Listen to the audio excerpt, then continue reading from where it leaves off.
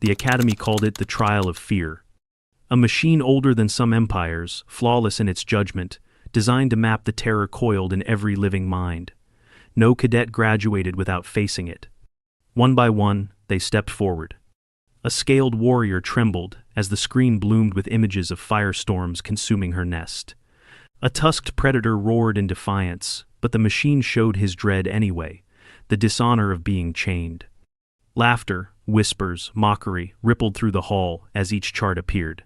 The system never lied, and humiliation was part of the lesson. In the back row, the human waited.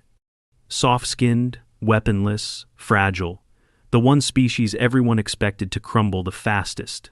Some cadets had already begun to grin, waiting to see what pathetic nightmare the machine would dig out of him.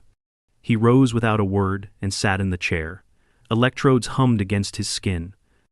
The machine stirred, lights chasing across its surface as it dove into his mind. And then it faltered. Data spiked, collapsed, rebooted. The screen hissed with static. Medics barked orders. Technicians scrambled to check the wiring. The human only sat still, calm eyes fixed ahead. Finally, the chaos ended. The projector froze, and across the wall in burning letters appeared a single word. Unknown. The room, which had moments before been vibrating with laughter and mocking tension, fell into a vacuum of silence. The air felt too thick. Even the insectoid instructor, who had spent the last half-cycle boasting the machine's reliability, stared as if his optical cluster might be malfunctioning. "Run it again," someone barked. A technician sprinted toward the console, fingers working feverishly over luminescent glyphs. They reattached the sensors, recalibrated resonance filters, purged memory caches. Vitals are stable, neural interface is clean, no feedback loops. The machine is functional, one of the engineers muttered. It's just refusing to classify. They ran the test again, then again. Each time, the same cascade: spike, crash, reboot, freeze, unknown. The human, still seated, looked neither confused nor smug. Just there, present, waiting. His name tag read, Eric Malone. No rank embellishment, no cultural flair. Just a name. Around him, cadets shifted uneasily. The Luxorians, built like tower-limbed arachnids, stepped back with their usual clicking grace. The Ruark twins, all muscle and tusks, now sat quietly instead of exchanging bets. Even Kairesh, whose species claimed no concept of fear at all, tilted her crown of tendrils in visible confusion. It wasn't just that the machine couldn't read the human. That might have been a fault, a calibration issue. No, the machine had read something, then rejected it. Repeatedly. The implication was worse than error. It was deliberate omission. "Medical," called the lead instructor, his throat sac pulsing anxiously. "Check his neural response. Look for artificial blockers, dampeners, anything." A medical team surrounded Eric, attaching fresh bioscans. They ran EEGs, cardiac monitors, reflex tests. One of the assistants took a full blood sample, not just a prick, but a full vial from the median cubital vein. He flinched slightly at the needle, no more than anyone would. His blood pressure was a little high, heart rate slightly elevated, unsurprising under pressure, but there were no signs of pharmacological interference. "He's not suppressing anything. This is a standard human stress pattern. Elevated cortisol, normal range, no foreign agents in the bloodstream." The chief medic stepped back. "He's clean." Instructor Calex leaned closer, his breath fogging faintly against the chill recirculators. "Cadet Malone, did you experience anything during the scan?" Eric looked up at him. "It didn't show me anything. Maybe your machine's broken." A low ripple passed through the cadets again, this time not laughter, but something tighter. Fear with a new face, uncertainty. The next cadet was called. A Silent from a water world. He hesitated at the chair, eyeing it like it might bite. His readout showed a dark abyss being pulled from the ocean, suffocating in open air. It passed. The class exhaled. But no one really paid attention after that.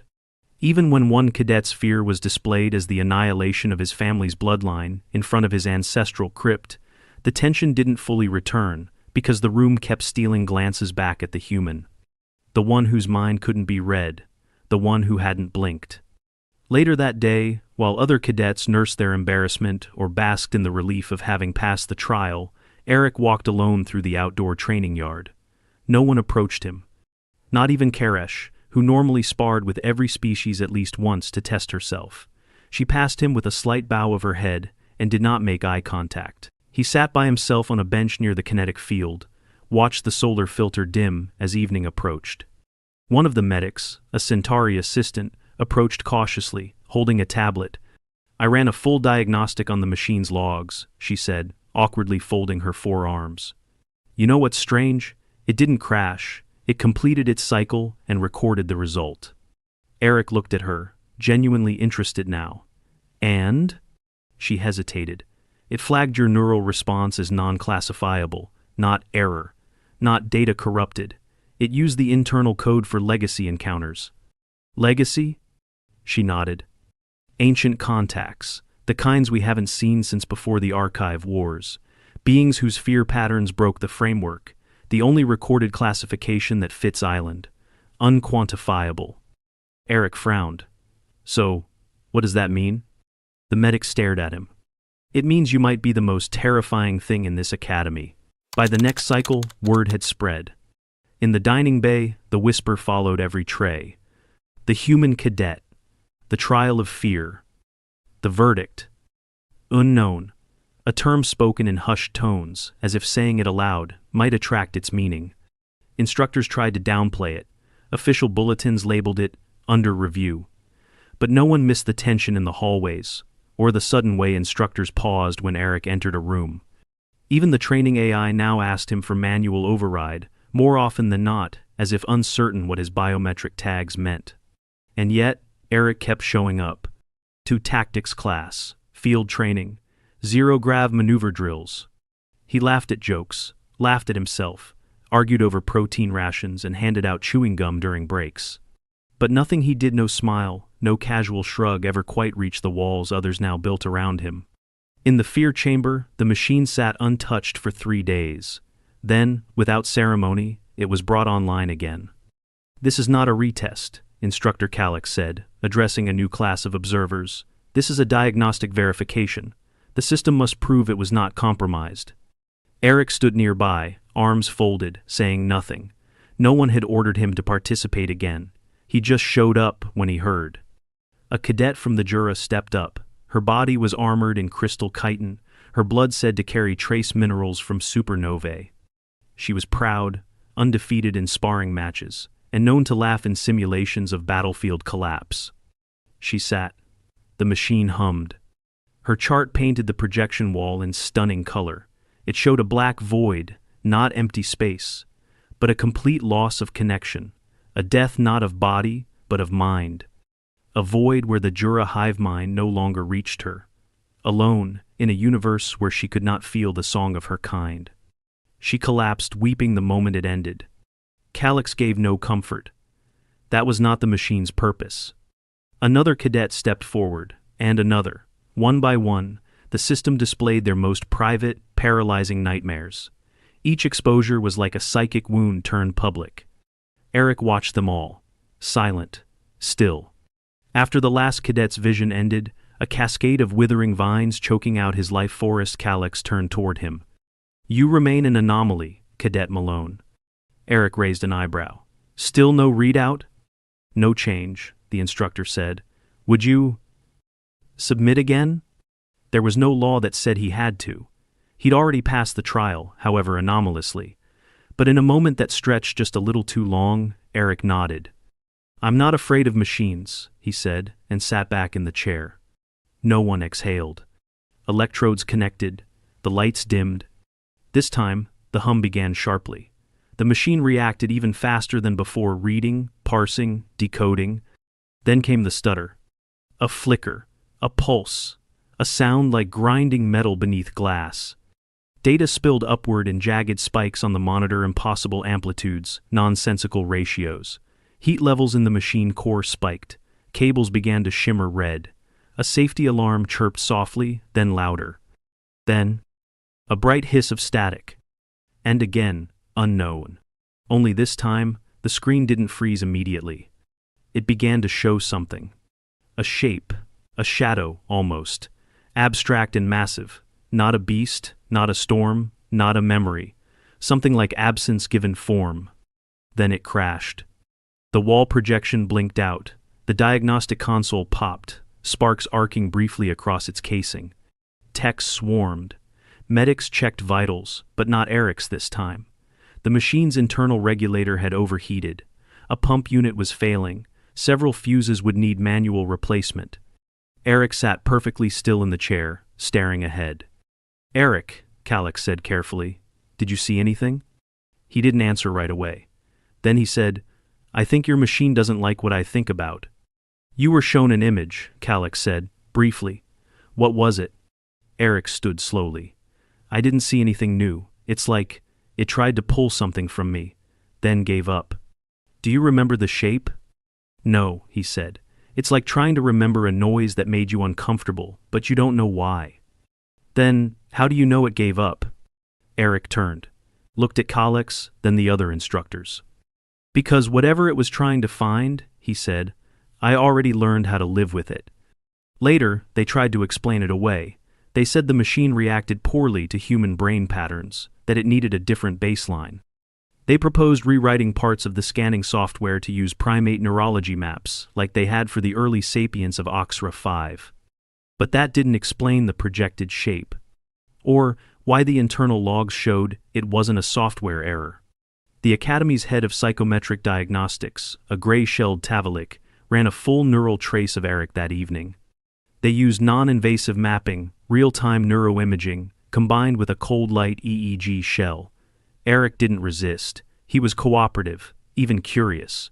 After 4 hours, the Tavalik returned the results. Eric's brain structure was well within human range, active, responsive, even highly adaptable. But there was one section deep within the limbic system that lit up with unusual consistency under stress mapping. "It's not abnormal," she told the assembled faculty, "but it's efficient." "What does that mean?" asked Calix. The Tavalik hesitated. "It means he's felt fear before, likely profound fear. But the brain adapted to carry it without triggering collapse. In humans, the amygdala sometimes rewires how fear integrates with reasoning. It doesn't shut it down, it reassigns it. To what purpose? Survival. It keeps moving, even if it's terrified." They reviewed the data again. The diagnostic signature wasn't blank, it was layered, a maze. Every path started as fear, abandonment, mortality, guilt, pain. But instead of paralyzing him, each emotion had been rerouted, processed, redirected into calculated action. The machine hadn't failed. It had simply found no single dominant terror, no image strong enough to isolate. Because for Eric, fear was not a wall. It was part of the floor beneath him. The instructors debated whether to inform command. In the end, they agreed on silence. But the cadets weren't bound by protocol. By the end of that week, none dared to sit at his table. By the end of the next, some left offerings on his bunk, little tokens of wary respect. And by the third week, someone carved a single word onto the door of the simulation deck. Unknown. It was no longer a classification. It was a warning. The Academy stopped calling it a trial. Internally, instructors still referred to it as the neural fear diagnostic, but cadets whispered a different name now: the wall. Because when Eric Malone sat in that chair, the machine hit something it had never encountered, a surface it could not pass through, could not classify, could not break. And no one knew what lay on the other side. Classes continued. Instructors pushed harder, drills extended longer, and the cadets sweated through every circuit. But training felt different now, more brittle. Even predator-born species, those evolved from hunters, began practicing subtle avoidance patterns around Eric. Not overt, not dramatic, just enough that in combat formations, he always had space. When bunk schedules were shuffled, no one volunteered to room with him, yet somehow no one dared complain either. Kairesh, the tendril-crowned fighter who had once prided herself on dismissing fear as a biological error, declined sparring with him. "He leaks silence," she told her cohort. "Even when he moves, it doesn't ripple." Rumors rippled instead. Some cadets said the human had no fear because his kind had killed it long ago, domesticated it like a beast, and taught it to obey. Others whispered that humanity's fear existed, but was shaped by something so vast, so alien, that even a machine built to read across time and culture could not name it. But the worst rumor, the one whispered behind closed doors, with antennae lowered and eyes darting, was that UNKNON was not a lack of fear. It was a warning from the machine itself. Legacy contact code, one cadet murmured during a nocturnal training rotation. It's used for threats that don't fit into civilization's framework. The last time that tag appeared. She didn't finish. She didn't have to. Everyone had seen the history modules, the Vanishers of Genthar, the anomaly on Relay Moon 4. Events where scanners failed, data collapsed, and something unknown burned across the stars until nothing was left. And now, a human shared their classification. Eric didn't respond to the rumors. He trained harder than most, showed up earlier, stayed longer. He was the only cadet who voluntarily signed up for thermal exposure rotation and chemical hazard conditioning in the same cycle. When a flying drill shard tore a deep gash through his shoulder during an exercise, he didn't walk it off. He hit the ground hard, teeth gritted, blood already saturating his uniform. The medics arrived in seconds. They performed a full assessment in the field. The cut had torn through the anterior deltoid and scraped the clavicle. Deep laceration, risk of infection, high trauma to soft tissue. Eric didn't try to stand. He didn't joke. He did exactly what he was told, breathing through the pain. The medic cleaned the wound with iodine substitute, used hemostatic foam to slow the bleeding, and immobilized the arm before transporting him to recovery. He was out of physical drills for 12 days. During those 12 days, the academy held breath. Because weakness would have made him familiar again, understandable, mortal. Instead, the human used the downtime to attend every theory class, analyze every war simulation, and recite verbatim the entire battle doctrine of the Galvathian campaign without notes. On day 13, his sling came off. He returned to the track and completed the 4.3 Kelvin's obstacle run without pause, left arm still aching, favoring the motion slightly but finishing anyway. The instructors took notice, especially Instructor Mark, an old veteran of the Sothar insurgency, who had once fought in 0G with one lung collapsed and a dislocated hip. He was not prone to praise. But during tactical review, when cadets were asked who best embodied adaptive combat resilience, Mark tapped the screen. "Malone," he said flatly. "He never wins by force, but he always gets up." It wasn't a compliment, it was a warning. Later that week, the head administrator of the academy, the four-eyed Varellin, known as Overseer Tatch, held a closed-door meeting. It included the machine's engineers, the senior medics, the psychometric lead, and 3 representatives from Central Command. Records of that meeting were encrypted and sealed. But 2 things leaked from it. The first, a single internal memo circulated only among instructors. It read, "Continue observation of Cadet Malone. Do not provoke, do not engage in psychological escalation. Classification remains unknown." The second, someone quietly decommissioned the Trial of Fear machine. It was placed into indefinite recalibration. No replacement was scheduled. No cadet ever sat in that chair again. Weeks passed. A strange peace returned, but it was a peace laced with caution. Eric still joked, still traded rations, still helped a winged cadet from the Slaven climb the tower after a flight injury grounded him mid-drill. He still lost sparring matches, still missed questions, still grumbled when the protein bars tasted like chalk. But everyone watched for the cracks, and found none. The Ruark twins tried to bait him once. One bumped his shoulder in the mess line, muttered something about, "Machines don't show what doesn't exist." The other added, "Maybe your species just doesn't get fear, or anything at all." Eric turned, met their eyes, and smiled. Not wide, not threatening, just enough. Then he walked away.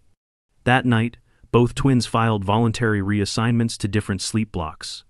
Karesh said it best, during a seminar on pre-combat psychology. "The rest of us know what we fear. We saw it, faced it. We are stronger now because we know the shape of our limits." She gestured toward Eric, who sat in the back, quiet. "But he walks without that shape. That's not strength. That's not weakness. That's a door without a lock." One of the instructors asked what she meant. She stared at them. Would you sleep easy next to a door that never tells you what's behind it? The summons came without a reason. No citation, no disciplinary tag. Just an official call code ping on Eric Malone's comms tablet, blinking amber. Report to Evaluation Bay Theta. 19th cycle. Internal clearance required. He showed up 10 minutes early. Evaluation Bay Theta wasn't part of the main campus. It lived beneath it 3 levels down, past the regular dormitories, under the secure tech archives. Cadets weren't sent there often. Most didn't even know it existed. Those who did called it the glass room. The door slid open with a hiss, revealing a chamber colder than it needed to be. Transparent walls, sterile lighting, and a table that looked more like it belonged in a medical exam suite than a classroom. 3 figures waited inside. Commander Nils Human, gray-bearded, uniform immaculate, a rare sight at the academy, where instructors from Earth were posted sparingly.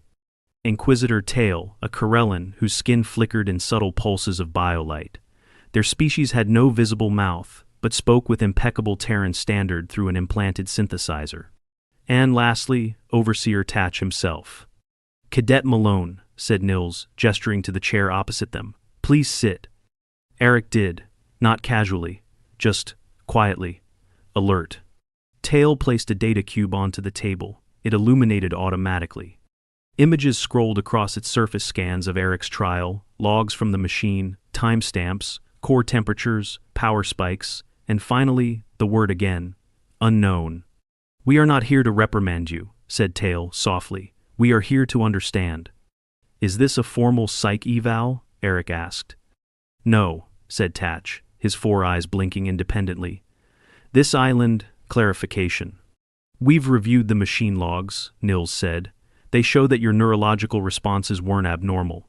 In fact, your mental resilience during the scan registered at 73% above baseline. Eric said nothing. However, Tail continued, there was a pattern in your limbic response that resembles a historical tag, one we haven't seen in generations. The Corellan leaned forward slightly. Do you know what that tag is? I read the label, Eric said. Legacy contact. Unknown. Not very helpful. It's more than that, Nils said. It's a classification reserved for species whose internal processing of threat does not result in observable fear. Maybe your machine just missed it. No, said Tatch, steepling his fingers. It refused it. A silence stretched. Eric tilted his head. So, what are you asking me? Nils tapped the cube, freezing a frame mid-recording. It showed the shadow the same flicker of impossible geometry the machine had attempted to project before crashing. Did you see this? Eric looked at the image. And for the first time, something subtle changed in his expression. Not fear, but memory. I didn't see it then, he said, but I've seen something like it, years ago. Tail leaned closer. Where?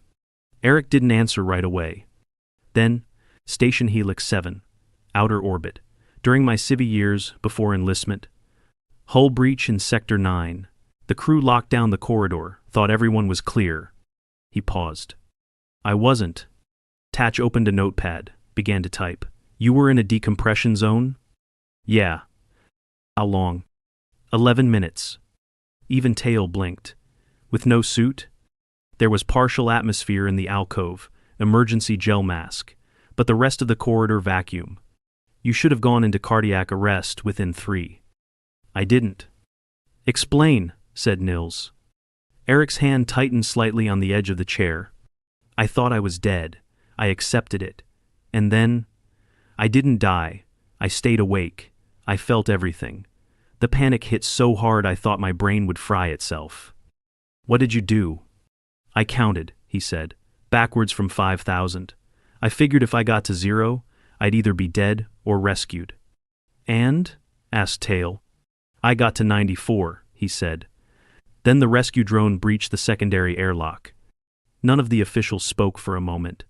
Neurological records from that event are sealed, said Nils. Why? Eric looked at him. Because I told the medics I didn't remember anything. They didn't ask questions. I didn't offer details. And what do you remember now? Eric shrugged. I remember being more afraid than I'd ever been in my life, and I remember surviving it, and after that, fear didn't feel like an enemy anymore. Nils sat back. You mastered it. No, Eric said, eyes narrowing. I made space for it. Big difference. Tail looked down at the image. Then the machine didn't fail. It found something it didn't know how to show. It showed me, Eric said quietly. It just didn't know what to do with it. Overseer Tatch exchanged a long look with Nils. Then he stood. That will be all, Cadet. Eric nodded once and left. After the door sealed, the three remained silent for some time. Should we report this to Central Command? Tail asked at last. No, Nils said. They'll only want to contain him. We don't know if he's dangerous. Everything is dangerous, Tatch said, when it refuses to be understood. That night, Eric returned to his quarters, found a note on his bunk not official, handwritten, unusual for the Academy. It read, We don't know what you are, but you make the machine scared, and I think that's enough. No signature. He tucked it away. He didn't smile. The first real emergency came exactly 31 cycles after the trial of fear. It began as a simple systems anomaly, a power fluctuation in the orbital stabilizers above the Academy. Routine, easily correctable. Then came the secondary breach alert. Then the loss of telemetry from satellite Nexus 3. Then the blackout. By the time Command declared a full-scale threat protocol, half the orbital grid had gone silent. The Academy's shield generators strained under the sudden voltage drop. Emergency lights flickered in every corridor. Gravity distorted for a moment, an eerie weightlessness that sent cadets scrambling to secure gear. Steady bulkheads, reassert footing. Then, the first impact hit. A soundless shudder ran through the foundations. Not a quake, not an atmospheric strike. An external kinetic event. Status! Roared Calyx, gripping a stanchion as the control deck trembled again. What just hit us? Incoming object, no transponder, no registry, size comparable to an assault-class dropship. Not from our fleets, snapped the technician. Hostile? It isn't broadcasting anything, just descending, fast. Within moments, the Academy shifted into full lockdown. Cadets were sorted, some evacuated to subterranean safe zones. Others dispatched to defensive posts. Instructors took command of mobile response units. And Eric? He was in the east hangar when the sirens peaked. The lights were red, the floor shook, metal screamed as something pierced the outer atmospheric barrier. Instructors barked orders, rushing to mobilize the perimeter. Cadets were told to hold formation, not to engage. But Eric didn't wait. He pulled on a partial exoframe standard issue, unarmed, and sprinted toward the breach site without being told. When he reached it, the entry point was still smoking. The wall had ruptured inward, mangled steel splayed like flower petals in a storm. Debris was scattered across the floor. Sparks danced along torn conduit lines. At the center of the breach, something moved. A machine, not Academy-built, not even recognizable. It stood nearly 4 meters tall, bipedal but wrong. Its limbs reconfigured themselves every few seconds, fluid mechanics that made no physical sense. It emitted no signal, no heat, no data. But wherever it stepped, walls began to corrode. Metal rotted to powder under its feet. The first instructor on scene, a Slinari named Brenna, raised her weapon. Identify yourself. This is a secure facility. The machine looked at her. And she collapsed. Instantly. No sound, no mark.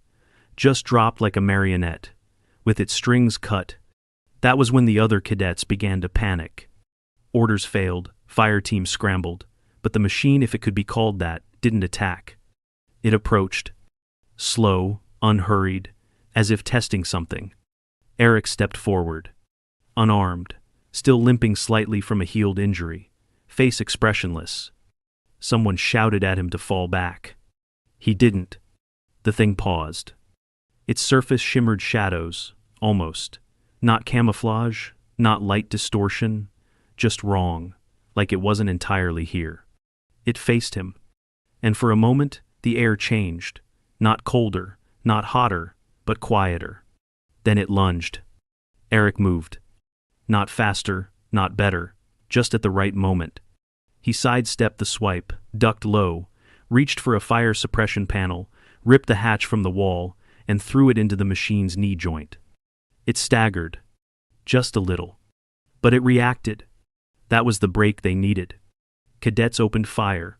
Not because it would work, but because he had moved first. Eric darted to the flank, found an auxiliary panel, bypassed the lockout, rerouted cooling flow to the hangar vents, and dumped super-chilled gas across the breach site. The machine flinched again, sensitive to temperature shift. Instructors flooded in, armed with heavy weapons this time. Within minutes, the tide shifted. And then, the machine simply collapsed. Not destroyed, just ended, like its purpose was finished. A week later, the analysis team had no explanation. The device hadn't transmitted anything before, during, or after its incursion. It left no power signature, no origin trace.